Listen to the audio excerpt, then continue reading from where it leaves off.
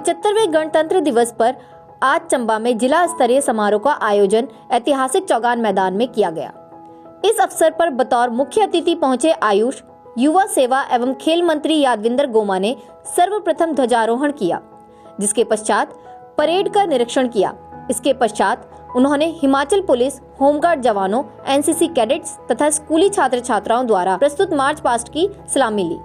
इस अवसर पर अपने संबोधन में सर्वप्रथम खेल मंत्री यादविंदर गोमा ने समस्त प्रदेश तथा जिला वासियों को गणतंत्र दिवस की शुभकामनाएं दी। उन्होंने कहा कि आज हिमाचल प्रदेश को न केवल देश में अपितु अंतर्राष्ट्रीय मंच पर भी पर्वतीय विकास का आदर्श माना जाता है। उन्होंने कहा कि वर्तमान प्रदेश सरकार ने हाल ही में अपना 1 वर्ष पूरा किया है तथा इस कार्यकाल में प्रदेश का अभूतपूर्व विकास हुआ है।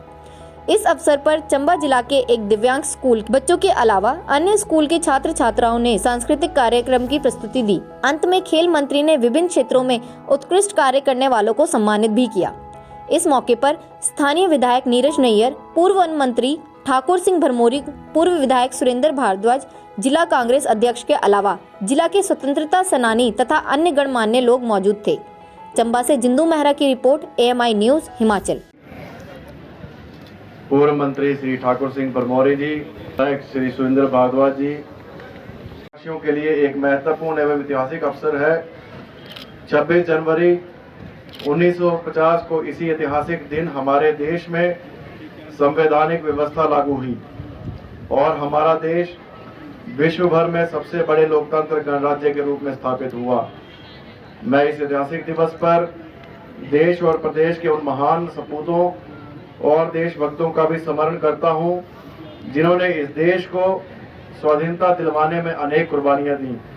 मैं गणतंत्र दिवस के इस पावन अवसर पर उन सब शहीद जवानों को भी श्रद्धा सुमन अर्पित करता हूं, जिन्होंने इस देश की रक्षा, एकता और अखंडता को बनाए रखने की खातिर अपने प्राणों की आहुति दी है।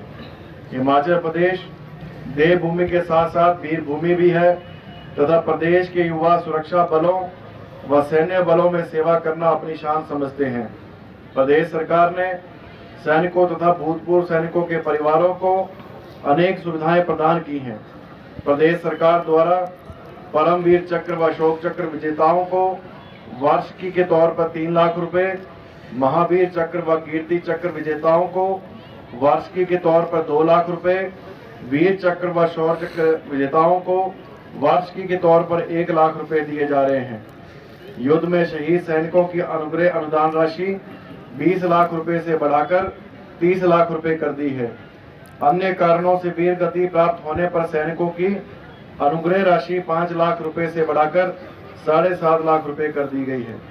50% या अधिक अपंग सेवानिवृत्त सैनिकों की अनुग्रह राशि जो है उसे भी बढ़ाकर 2.5 लाख रुपए से 3.5 लाख रुपए जो है वो कर दी गई है। 50 से कम प्रतिशत अपंग सेवानिवृत्त सेवाओं की अनुग्रह राशि 1 लाख रुपए से बढ़कर 1.5 लाख रुपए की है। पूर्व सैनिकों को स्वरोजगार योजनाओं के तहत बैंकों के माध्यम से 2.5% कम दर पर ऋण उपलब्ध कराने का सरकार ने फैसला किया गया है। पूर्व सैनिकों और सैनिकों की विधवाओं को 3,000 रुपए की सामान्य पेंशन दी जा रही है। द्वितीय विश्व युद्ध के पूर्व सैनिकों व पूर्व सैनिकों की विधवाओं को क्रमशः 10,000 व 5,000 रुपए प्रति माह पेंशन दी जा रही है। स्वतंत्रता सेनानियों की सम्मान राशि 15,000 रुपए से बढ़ाकर 25,000 रुपए प्रति माह करने का निर्णय किया गया है। दिवंगत स्वतंत्रता सेनानियों की पत्नियों की सम्मान राशि 15,000 से बढ़ाकर 20,000 रुपए प्रति माह करने का निर्णय किया गया है। प्रिय देशवासियों, हमारी सरकार ने 11 दिसंबर 2022 को जन सेवा का दायित्व उठाया था। आत्मनिर्भर हिमाचल, समृद्ध हिमाचल बनाने की दिशा में हम प्रयासरत हैं। हमारा संकल्प है कि हिमाचल आर्थिक रूप से आत्मनिर्भर बने और 10 वर्षों में देश के सबसे अमीर राज्यों में शामिल हो। पिछले साल बरसात में इतिहास की सबसे बड़ी आपदा हमारे गहरे जख्म देके गई है। बीते 50 वर्षों में राज्य ने ऐसी भयानक आपदा का सामना नहीं किया जिसमें जान और माल का भारी नुकसान उठाना पड़ा। इस कठिन घड़ी में हमारी सरकार ने विभिन्न स्थानों पर फंसे 75,000 से अधिक पर्यटकों, और 15,000 गाड़ियों को सुरक्षित निकाला। आपदा के दौरान 2944 घर पूरी तरह से तबाह हो गए, जबकि 12,304 घरों को आंशिक रूप से जो है वो नुकसान पहुंचा। इसके अलावा 422 दुकानें और 7,250 गौशालाएं नष्ट हुई।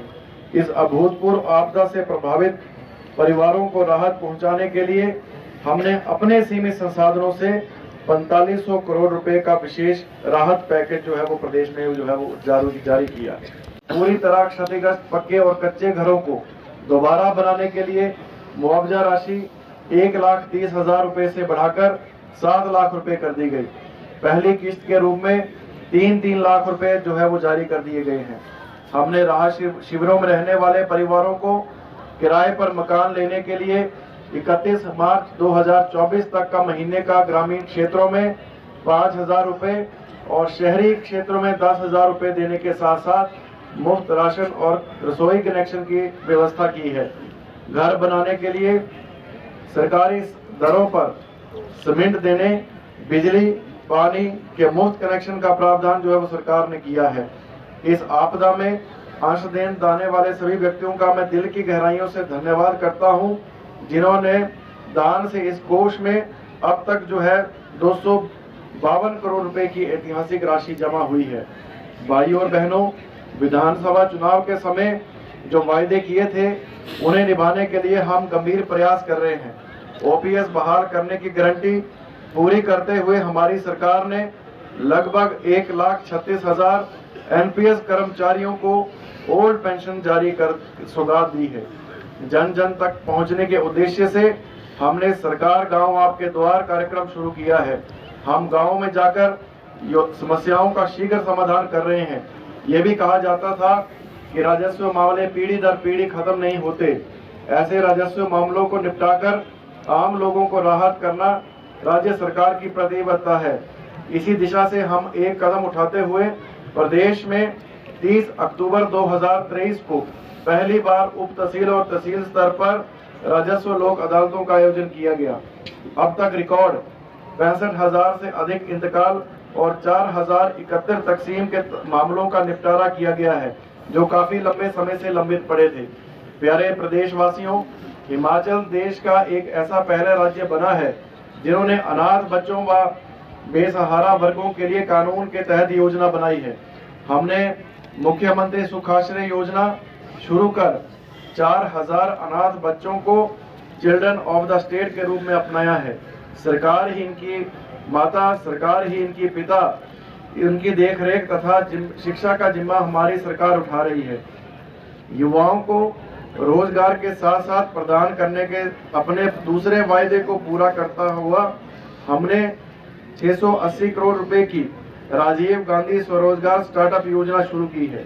योजना के पहले चरण में ई टैक्सी की खरीद पर 50% सब्सिडी का प्रावधान किया गया है। ये टैक्सी सरकारी विभागों में लगाई जाएंगी। योजना का दूसरा चरण भी शुरू किया गया है, जिसमें 100, 200 व 500 किलोवाट की सौर ऊर्जा परियोजनाएं स्थापित करने का प्रावधान किया गया है। योजना में लाभार्थी को 10% सिक्योरिटी 25 साल के लिए जमा करवाने पर 70% बैंक ऋण तथा 30% इक्विटी सरकार द्वारा दी जाएगी। सरकार ने इन परियोजनाओं से पैदा होने वाली बिजली आगामी 25 वर्षों तक खरीदने का फैसला जो है वो लिया है।